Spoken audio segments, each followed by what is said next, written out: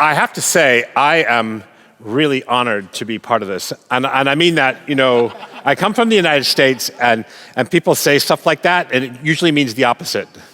But anyway, so it sounds like a politician thing to say, doesn't it? I'm honored to be here, what a privilege, and all that. But I really mean this is so important because as we hear more and more in the business world about having businesses which are two-speed, to have a core internal stable business and running more of our businesses like projects on the outside. And as projects become increasingly part of our life, for better or for worse, that's the way the world is right now, the fact that they still fail 20, 30, 40, 50, 60, 70% of the time is a horrifying thing. If you think about where the risk is in a business, and if you think about where the opportunity is in a business, lies in projects a lot, right? A lot in how you're trying to change them. So we need to do well. And one of the things that is terrific about Half Double coming out is it's something that, in a way, steals a march on Agile, which is all over the United States, imperfectly and only partially taken up in the United States. We talk a lot about Agile. You go work inside a business, and it's still really kind of the old Waterfall-y thing, for real. So we have something here that's distinctively European, distinctively Danish, a country known, as far as I know, only for two things: famous physicists and hygge. What you could do wrong. This is something that's really important. And it's important because, in a sense, because the prosperity of your country is going to depend on the prosperity of your businesses. That's an obviously, stupidly obvious thing to say. But also the proof of the European model, the proof of European social democracy, the proof that we can have capitalism in the world, but we can still be compassionate, we can still care for the environment. These are all things that matter to me personally. It's not too ideological or too political to say so. So that's why I'm really happy to be here. I got into change management in 1993. I know that we share a similar story. I did a project for Barclays Bank in England. I was a new consultant. I was 33 years old, had a nice new suit and a nice red tie, nice briefcase. And we went and we wrote a report. We charged them 1.6 million pounds, $2 million for our report. Big report. It's like 9 months' work. And we talked to everybody in the business with this report. The business unit heads, the board, the chairman, the chief executive, all the stakeholders, all the PowerPoint slides, all the engagement, all the enthusiasm, all the inspiration in the world. Nothing happened with that report. Nothing happened. They did nothing. It's not that they didn't like it. It's not that they didn't agree. They paid the fee of $2 million, but nothing happened. No change happened. So I thought to myself, I was a young idealistic consultant like many of you sitting in the audience, to think, when are they going to blow the whistle on us? Are we really going to end up not in jail for charging these guys $2 million for telling them what to do and then walking away and saying, good luck with that. Hope it works out for you. Which is what we did, which was a model of consulting in the 1990s. So I became fascinated by change management. And when I retrained myself, I took courses in two different disciplines, two different sides of this chasm. Project management, one language, time, cost, quality, one set of tools, Microsoft Project. Does anyone remember that? Gantt charts, Excel spreadsheets, all that stuff, right? And the other side, change management, we were talking about people and feelings and involvement and participation and and this is like two different worlds, right? But they didn't really interact, which I thought, even then was a bizarre thing. So I retrained myself in these disciplines.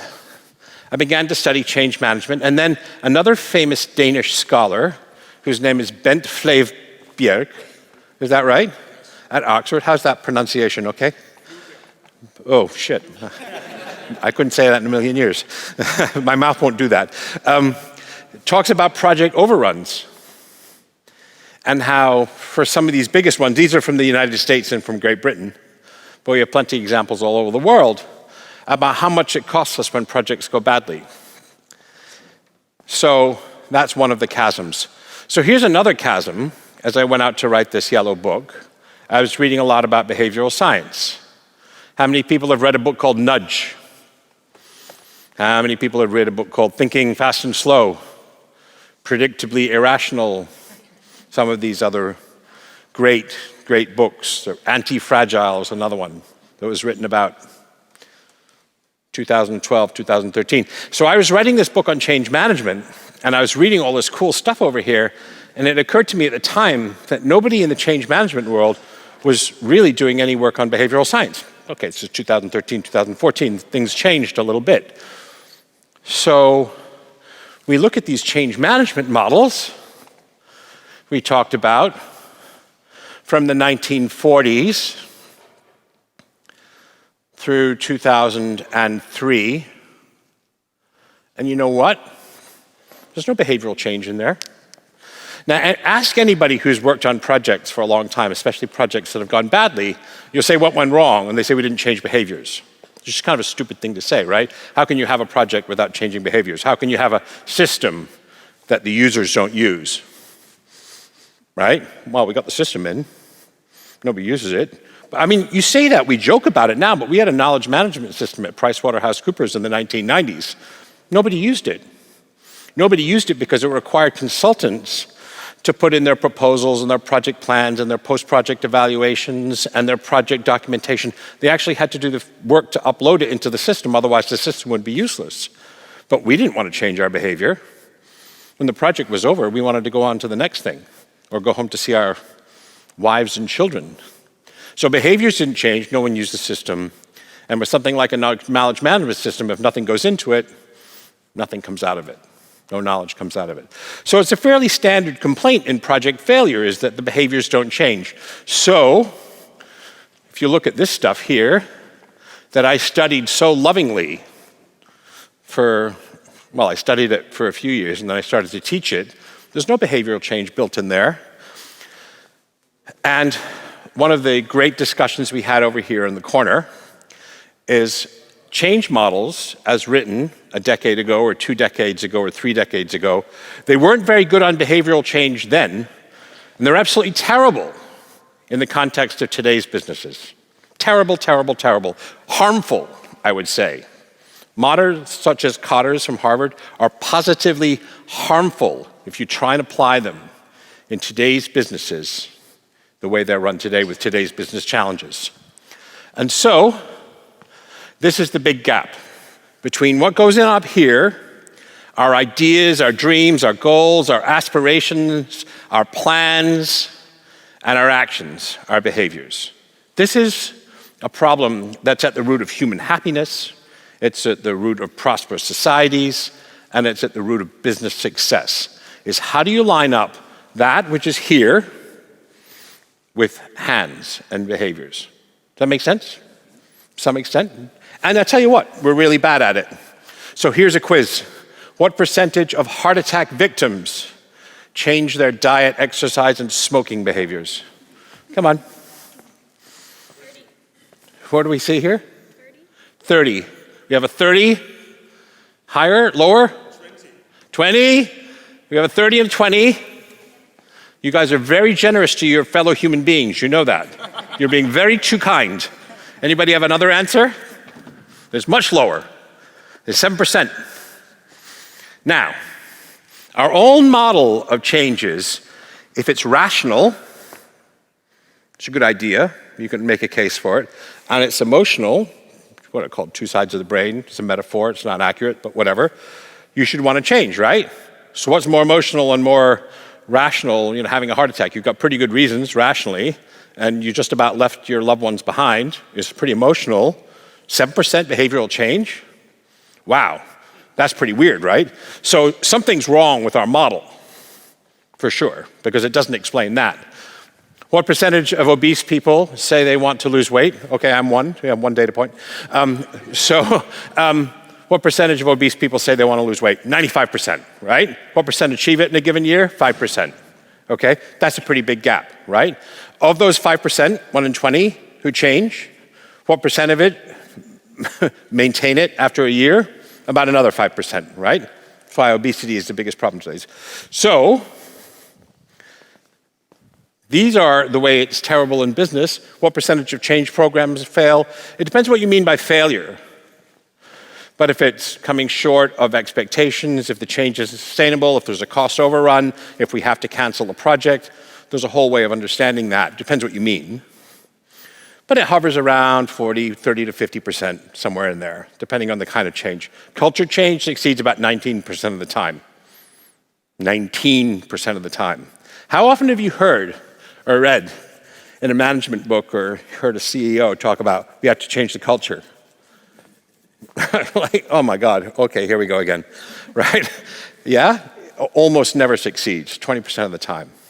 Yeah, but yet it's like something that you hear people say all the time, right? We have to change the culture. We have to get the culture right. We need this kind of culture. We need a data science culture. So, very interesting. So, why does this happen? And here's the model that is underlying all of these change models that I showed you on the earlier slide. There's a two-step model of how we change behaviors. Step one, change hearts and minds. So you inspire people, you educate them, you convince them, you persuade them, you inspire. What are some other good words for it? You change what's inside here, right? And then, this is where the miracle happens. Behaviors follow. So, how easy is it to change someone's mind? Hearts and mind. That's not that easy to begin with, right? In fact, there's something called the backfire effect. You'll love this, right? A professor of public policy in American University. The backfire effect. If you provide someone who's a climate science denier with facts, it strengthens their opposition to climate science, right? And this happens all over. It happens in politics, and it happens all over. Provision of facts strengthens their opposition if they're ideologically committed. It's called motivated reasoning. Yeah? It's not really reasoning at all, so reasoning in inverted commas. So it's not very easy to do this, but all over in our education system and in the way we run businesses and in the way we run society, we assume that if you change what's inside between the ears, it will manifest itself and change in the real world. Doesn't happen. It's a fantasy. So what's better than that? We have, in the 21st century, this thing called behavioral science. What does it suggest? It says, first of all, we don't change our beliefs about the world according to what we see. We change what we see according to our beliefs about the world. You've heard of the confirmation bias, right? In a way, what we operate as people running around like rats in a maze looking for reasons we're right about the world. That's, in fact, the way, perception biases work. And so there's a whole family of things that are cognitive biases. There's about 100 of them on Wikipedia. They're very interesting. Very few people have thought about how cognitive biases affect decision-making in business. If you think about it, it's kind of strange, right? There's a collection of people. They're making strategy decisions and operational decisions and marketing decisions and, they're making decisions all the time. Very little work has been done on how cognitive biases skew those in stupid directions. So that's one part. And the second part is we have this idea about the world that our beliefs shape our actions. But actually, partly what happens is our actions shape our belief. Not only do how we act in the world shape what we're able to see and perceive in the world, but also if you, for example, show people research on climate science, right, in America, climate science, famous example. If they drive a big truck, you know what, they're less likely to believe it. Right, in a sense, the behavior is determining what they choose to believe about the world rather than their beliefs about the world determining their actions. So it's a two-way street. So that's behavioral science, sort of in a very high level on a slide. And what does that mean? That means in all of our change models, and that includes half-double, and that includes however you're beginning to work, you need some very practical tools from behavioral science to begin to work directly with behaviors. So you don't have to rely on persuasion to change behaviors, because it won't. So there's a bunch of different tools, and I'm going to give you one that I'm going to give you actually three. Three that I think are the best and the most fun and the most useful. And this is stuff, really, I wrote this book in 2013. There's a 2019 edition of it. This stuff was up to the minute when it was written. So this stuff is hot off the press.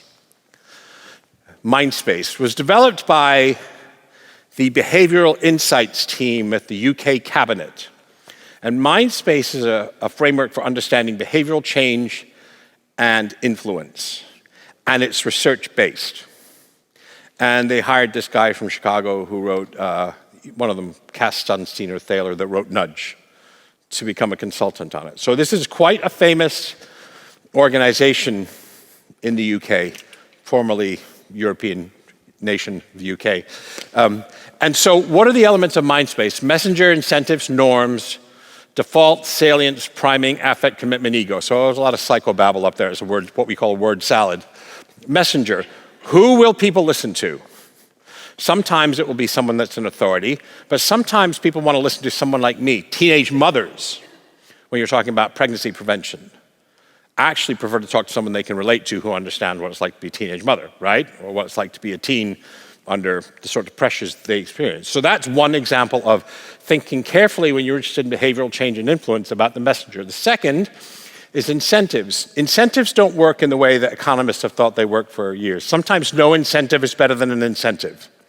Sometimes a big incentive works worse than a small incentive. Don't waste your money on a big incentive if a small one will work. They work in very peculiar ways, but let's think about the incentives there in the system. Norms, what are the cultural norms? Are they on my side or are they against me? Defaults, what are the default settings? For example, in Denmark, you have an atrocious rate of organ donation, 7%, apparently. I'll show you a slide in a minute. In Austria, it's 90%. You know why? Why do you think? Are you more stingy with your organs than Austria? Because it's default that they are... Yeah, bingo, head of the class. Here, you have to say, and in the United States, by the way, you have to say, go on, take my kidneys and my liver. Yeah? You have to check opt-in. In Austria, you have to opt out. No, I don't want anyone touching my kidneys when I'm dead. You have to actually say that. So, but if you think about how simple that change is, and this is the amazing thing about behavioral science, is that little tiny change from opt-in to opt-out produces a swing from about 7% in Denmark to about 90% in Austria. Okay, there can be cultural differences that explain it as well. But if we look at the slide, which I'll show you in a minute, it's not all explained by culture. So that's pretty interesting, right? A little small change produces a huge change in behavior. So we have salience, stories, personal relevance, affect, emotion. We have priming, using cues in the environment. We have affect, commitment, making public commitments. And we have ego and identity. I'm not the kind of person who, or I am the kind of person who. So these are triggers that you can use, and you can use this very practically. So this is super abstract sounding, right? It is research-based, but you can actually set yourself up a checklist. So at the beginning, half double, you have the impact case, right? And it's a cascade of goals down to behavioral goals. And so you get down to behavioral goals. You can say, okay, we're going to wait by magic for these behavioral goals to happen. Okay, what are we going to do? We can set KPIs. Okay, that's a good thing. What do KPIs depend on? Well, they depend on the performance management system, right?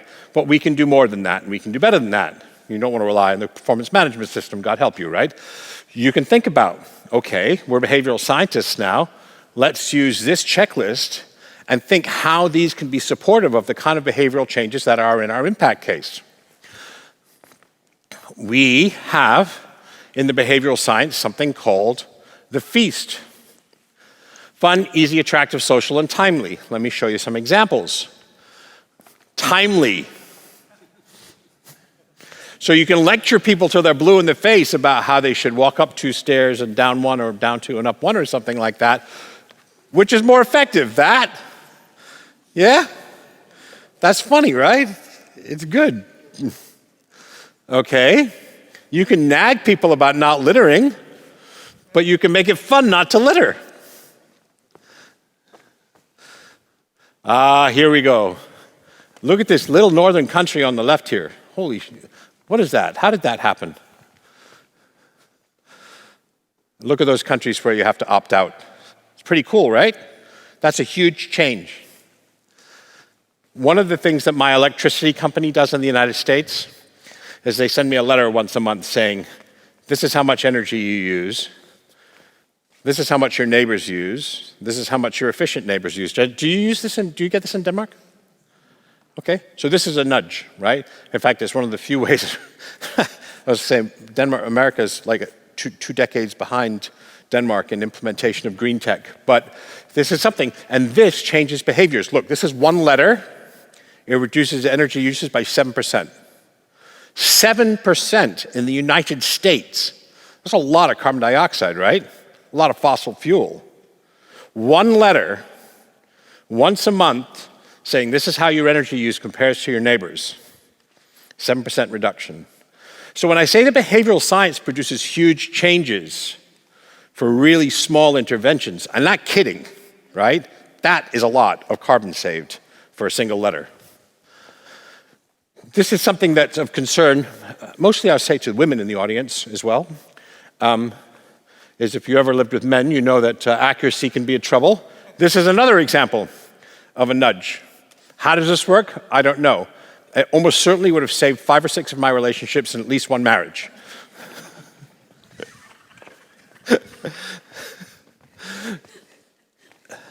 So we can't leave behavioral science without talking about habits.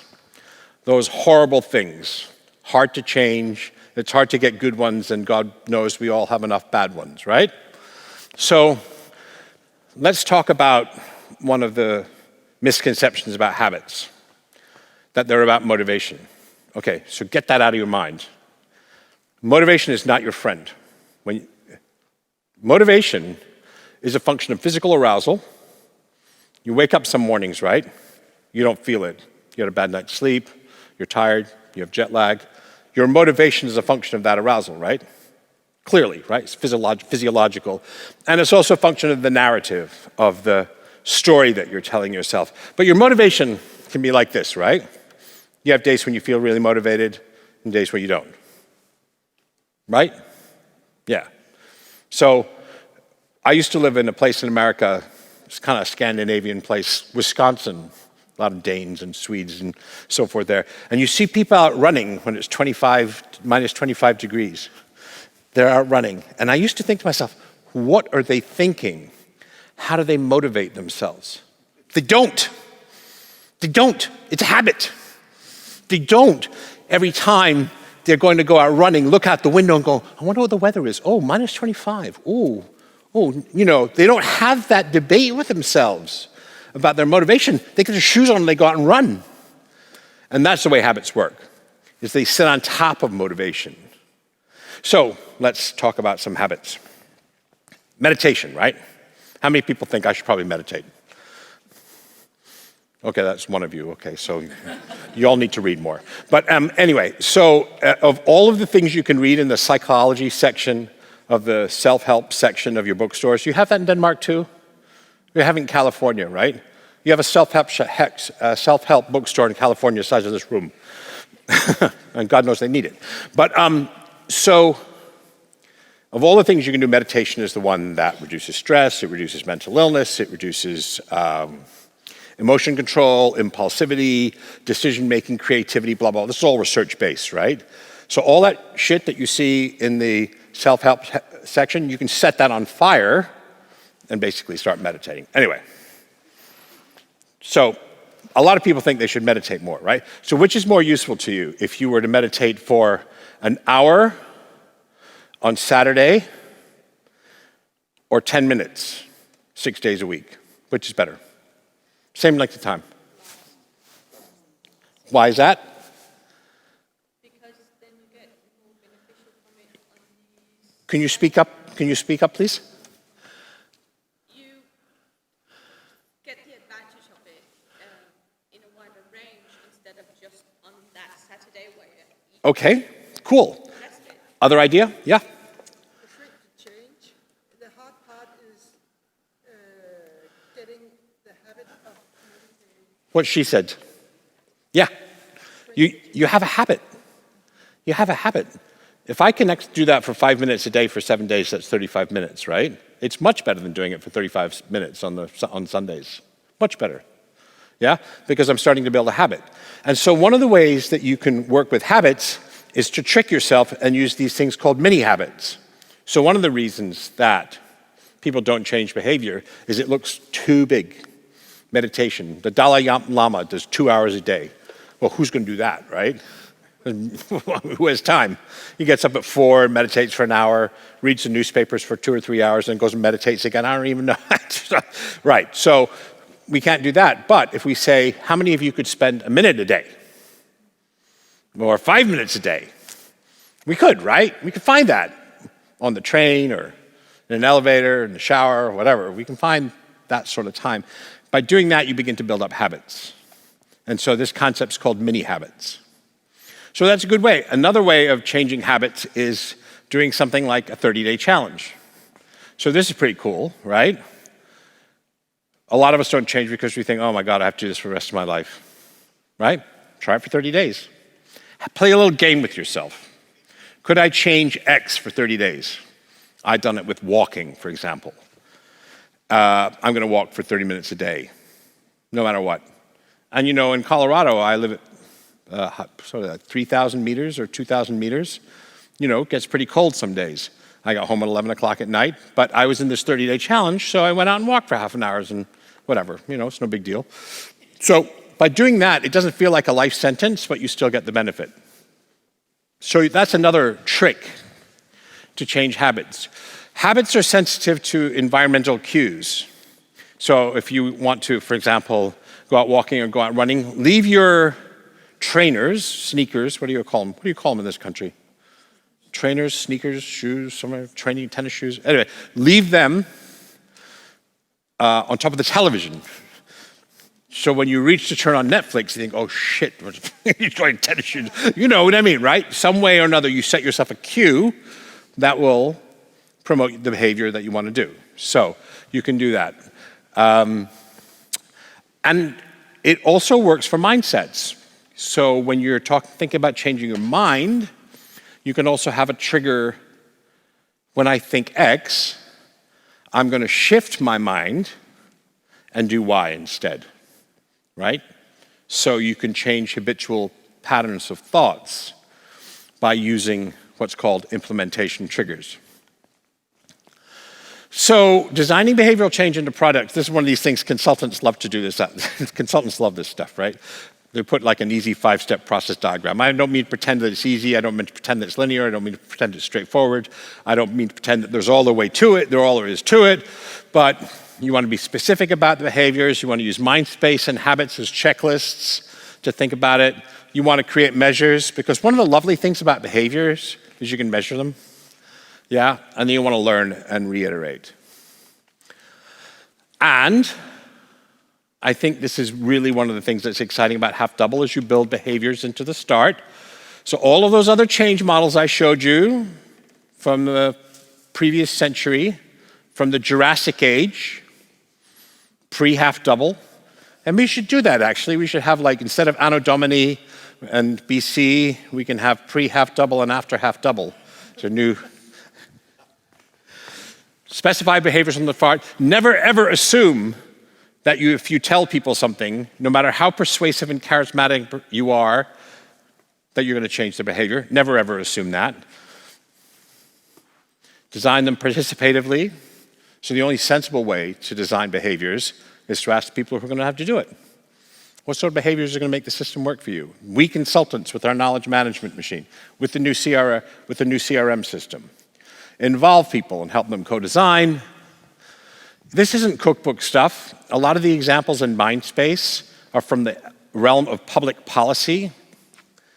They're measured, they're evidence-based, they're research-based. There's great case studies. There are fewer case studies in business. Partly it's fun, you get to be creative. And partly you have to do some of the heavy lifting yourself. You can't open a cookbook and go, okay, I want X behavior, and so that means I should do Y. No, not that easy.